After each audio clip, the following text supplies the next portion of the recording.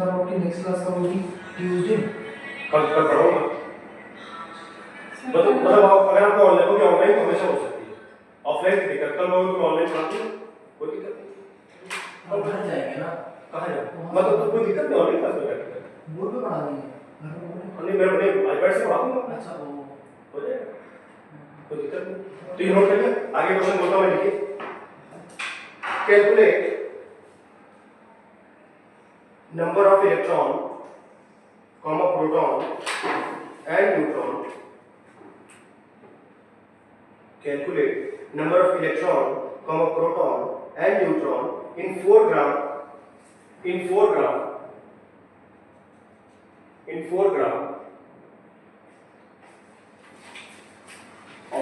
oxide O minus 2.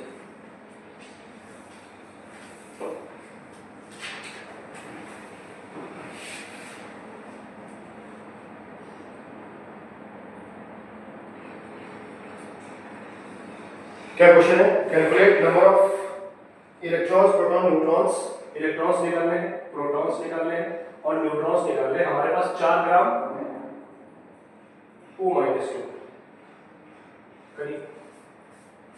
तो सबसे पहले क्या निकालेंगे बेटा? वापस से हमें क्या कैलकुलेट करना है? इलेक्ट्रॉन्स भी, प्रोटॉन्स भी और न्यूट्रॉन्स भी, ठीक है। न्यूक्लियॉन्स भी पूछ सकता है वो आपसे, कोई दिक्कत नहीं है। तो हम सबसे पहले किस पे जाएंगे?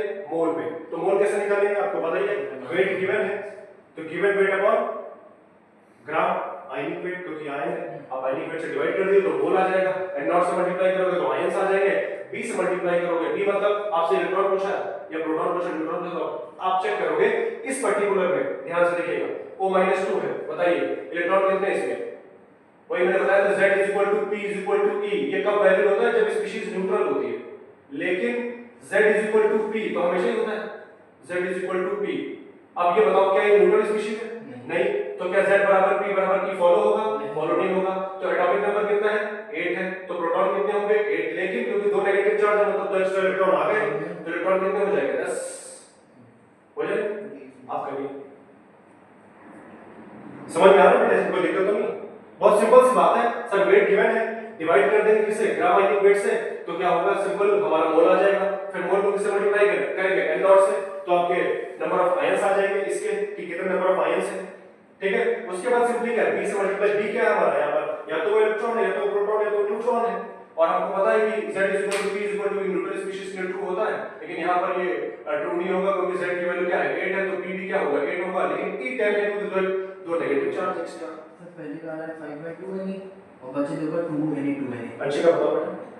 सर इलेक्ट्रॉन का नंबर आ रहा है 1.5 × 10⁻24। हां। और प्रोटॉन आ रहा है 7.5 × 10⁻23। 33। और न्यूट्रॉन कितने? हां हां, नहीं न्यूट्रॉन पूछा है मैंने। न्यूट्रॉन कितना होगा? न्यूट्रॉन आपको डायरेक्ट पता है क्या होता है? A - Z होता है। A - Z मतलब 16 - 8। बिल्कुल सही कह रहे हो। तो आ जाएगा कितना बेटा? 8 आ जाएगा, सिंपल। लेकिन Na के फॉर्म में लिखा है, Na के फॉर्म में आंसर नहीं है, मतलब आप वैल्यू पुट करके आंसर आ जाएगा। लेकिन वो Na के फॉर्म में भी ऑप्शन बना सकता है, कोई दिक्कत नहीं। सर Na के फॉर्म में? Na के फॉर्म में कोई दिक्कत नहीं, ठीक है। Na के फॉर्म में मैं कब सॉल्व करूं?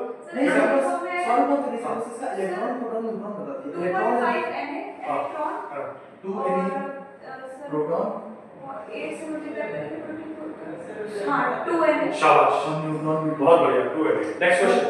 हां सर ये इलेक्ट्रॉन 10 है जी, बिल्कुल 10 में 8 है। हां, प्रोटॉन 8 है। अच्छा, न्यूट्रॉन निकालने का फार्मूला है A - Z में कुछ नहीं करना। हम छोटी क्लास में याद कराते हैं A = N + P, लेकिन ये करने की आवश्यकता ही नहीं है। आप डायरेक्ट मास नंबर से एटॉमिक नंबर सब्ट्रैक्ट कर दो, आपका क्या आ जाएगा?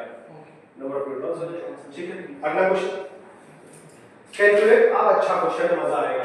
Calculate number of neutrons, calculate number of neutrons, calculate number of neutrons in 1.8 ml of water. अच्छा क्वेश्चन है, ध्यान से करिएगा। Calculate number of neutrons in 1.8 ml water. Calculate number of neutrons present in 1.8 ml water. Calculate number of neutrons present in, calculate number of neutrons present in 1.8 ml neutron, sorry water, sorry 1.8 ml water। N में क्या करेंगे बेटा? N में हाँ N.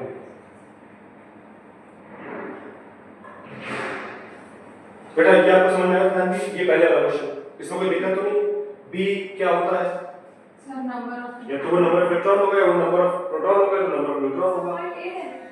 हाँ 0.8, एक बार देख लेते हो इसका आंसर नहीं लिखा हुआ है। ठीक है, मैं इसको सॉल्व करता हूं बेटा, देखो सब लोग ध्यान से, मैं करूं कि आप लोग करोगे अभी?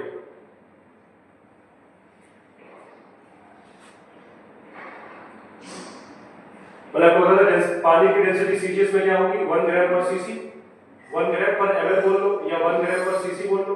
सर इन सब की जरूरत पड़ेगी? हाँ क्योंकि हमने अपने को वेट चाहिए ना मोल निकालने के लिए। क्यों मोल तो हम वैसे निकाल सकते हैं ना, कैसे? वॉल्यूम इन लीटर, वो गैस, वो STP, that formula is for gas. मैं यहां पर पानी की बात कर रहा हूं, वो तो गैस, अगर मान लो H2 वेपर वगैरह होता तो सोच सकते थे, लेकिन साफ पानी होता है और रूम टेंपरेचर आपको पता है पानी की स्टेट क्या होती है? लिक्विड होती है। बात समझ रहे हो? तो क्या लिखेंगे?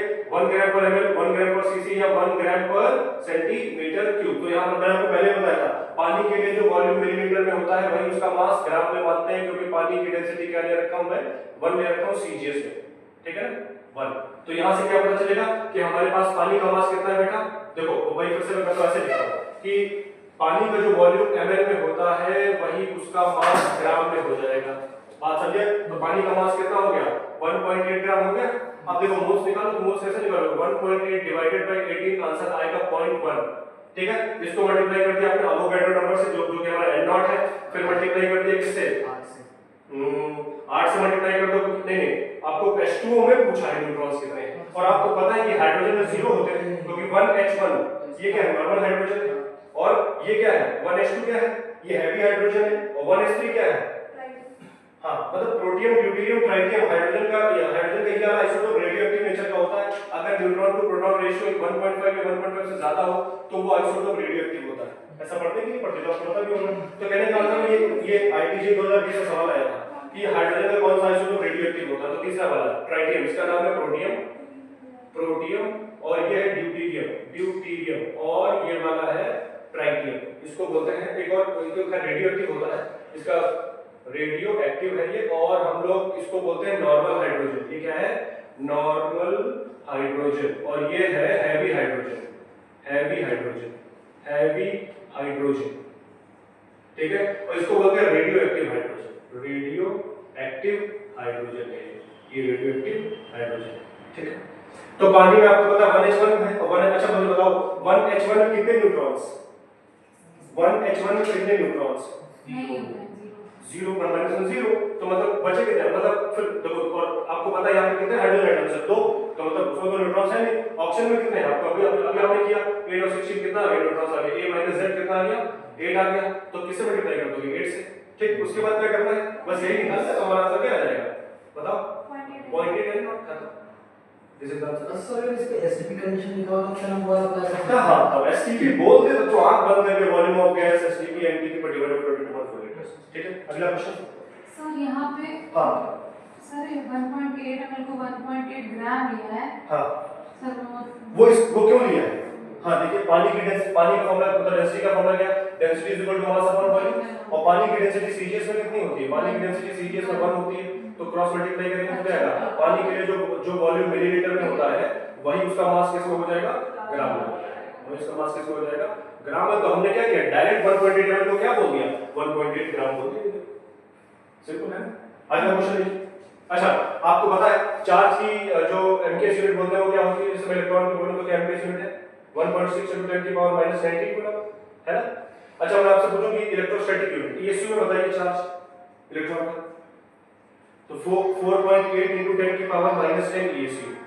ये ध्यान रखना, इलेक्ट्रॉन का ईएसयू में चार्ज कितना है? Electrostatic unit 1.6 × 10⁻⁻19 coulomb. ठीक है, अगला क्वेश्चन लिखिएगा।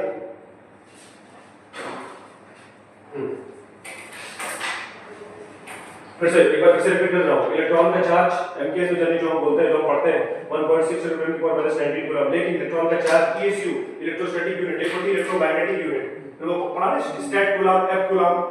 अच्छा हां, अच्छा ये कभी गौर किया कि मतलब कूलम बड़ा होगा कि एफ कूलम? अच्छा, हमेशा एमकेएस यूनिट बड़ी होगी सीजीएस से, क्योंकि सीजीएस भी बड़ी हो सकती है एमकेएस से। एक और किया कभी सर एमटीआर बड़ी होती है हमेशा। अगर मान लो एआर में क्वेश्चन आ जाए या स्टेटमेंट 1 स्टेटमेंट 2 में क्वेश्चन आ जाए कि एमके यूनिट हमेशा बड़ी होती है सीजीएस से, मतलब मैग्नीट्यूड वाइज। अब शायद आपने पढ़ा नहीं होगा कि शायद मैंने एक एफ कूलम में 10 कूलम होते हैं। नहीं सुना सर ये यूनिटी नहीं है मतलब एफ सर ये कूलम। मतलब कोर्स में अरे ऐसा नहीं, कोर्स में है लेकिन वो नहीं पढ़ा जाए तो बात अलग है। एक बुक आती है, मतलब देखा होगा मैंने कल पढ़ी वैसे लगेगा फिजिक्स की। सुना है मेरे पास पर वो कोर्स में नहीं सर बस एनसीईआरटी पढ़ते हैं नहीं ना, 11th में बात करें जो 11th में पढ़े, बाकी उसके बाद एनसीईआरटी रहेगा। सर 11th 12th में भी नहीं अच्छा नहीं, मतलब ऐसे लेवल में है ऐसे एलएम में पढ़ाते हैं, टीचर्स पढ़ाते हैं तो बोलते हैं। चलिए अच्छा अगला क्वेश्चन देखिए। Calculate the charge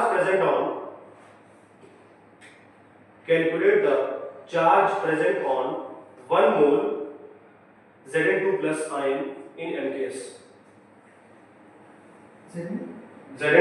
Calculate the charge present on 1 mole Zn2 plus ion, 1 mole Zn2 plus ion in MKS. Sir इसमें जो B है उसमें इलेक्ट्रॉन की वैल्यू रखेंगे, प्रोटॉन की वैल्यू रखेंगे कि न्यूट्रॉन की वैल्यू रखेंगे? क्योंकि आपने B तो लिखा है नंबर ऑफ चार्ज पूछा है मैंने। तो सर चार्ज वाले फॉर्मूले में मोल इनटू N इनटू B आता है इनटू E आता है। तो अगर मैं जैसे मैं आपसे कभी चार्ज पूछता हूँ जैसे इन जनरल, जैसे मैं आपसे कहूँ कि चलो बताओ कि इसमें कितना चार्ज, तो चार्ज में आप करते क्या हो? क्या देखते हो चार्ज में? इलेक्ट्रॉन देखते हो। अगर न्यूट्रॉन तो न्यूट्रॉन चार्ज की कोई बात ही नहीं है ना। हाँ जैसे मैं आपसे पूछूं कि जैसे इसमें कितनी चार्ज की डेफिशिएंसी है?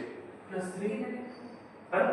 तो कहने का मतलब ये कि अगर चार्ज बोले तो हमको क्या करना है, मतलब सिंपली हमें इलेक्ट्रॉन देखना है, कोई दिक्कत नहीं। तो इलेक्ट्रॉन से मल्टीप्लाई करिए, उसका ई से मल्टीप्लाई करिए, उसके इलेक्ट्रॉनिक चार्ज से मल्टीप्लाई करिए। बात समझे कि समझे, कुछ करना नहीं है इसमें, सवाल तो डायरेक्ट है। एक पूछा आपसे 1 मोल Zn2 प्लस में कितना, तो मोल 1 हो गया हां इनटू N हो गया इनटू N0 हो गया और ये चार्ज ऑफ 1 इलेक्ट्रॉन 2 हो गया। बी कितना? बी में दिक्कत हो रहा है। बी क्या है? इलेक्ट्रॉन निकाल इलेक्ट्रॉन है। तो आप मुझे बताओ जिंक का एटॉमिक नंबर कितना? 30 बोलो। तो Z28 तो और +2 है, तो Z = P = वैलिड नहीं है, तो हम लोग क्या मानेंगे इसके पास इलेक्ट्रॉन कितने हैं? 28 इलेक्ट्रॉन है। और हर एक इलेक्ट्रॉन का चार्ज कितना है? 2। हर एक इलेक्ट्रॉन का चार्ज MKS में 1.6 × 10⁻⁻90 कूलम। कोई दिक्कत? यहाँ पे सर 68800 देखिए यहाँ पर देखो एक बार आपको स्टेटमेंट लिखाया था बहुत पहले, मतलब जब पहली क्लास में भी 1 मोल इलेक्ट्रॉन पर जो चार्ज प्रेजेंट होता है उसे 1 फैराडे कहते हैं। तो यहाँ पर सिंपली बोल रहा है कि आपके पास 1 मोल Zn2 प्लस है, सिंपल। तो इसमें इलेक्ट्रॉन कितने हैं? 28 ही तो है। आप बताओ इसमें कोई दिक्कत तो नहीं है? इलेक्ट्रॉन कितने हैं? 28 इलेक्ट्रॉन है। 28 तो आपको पता है कि आपके पास 1 मोल है, तो आपने क्या किया, ये क्या है? अच्छा 1 × N0 क्या है? ये नंबर ऑफ जिंक आयंस आ गए, नंबर ऑफ जिंक से आयन आएगा और एक जिंक आयन इलेक्ट्रॉन कितने हैं? 28 और चार्ज कितना है? उसको एक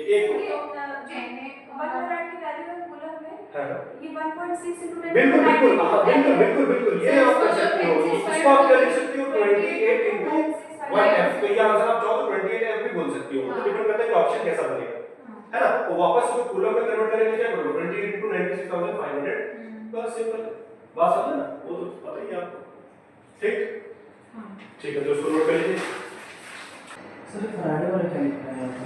मतलब एक फैराडे में 96500 कूलम होते हैं। हां बट ये फैराडे कैसे है? Na इनटू मतलब 1 मोल इलेक्ट्रॉन पे चार्ज, ये 1 मोल इलेक्ट्रॉन मान के मान लो, इसको हम लोग क्या लिख सकते हैं? उससे पहले क्या लिखा था? ये तो NS N0 × E।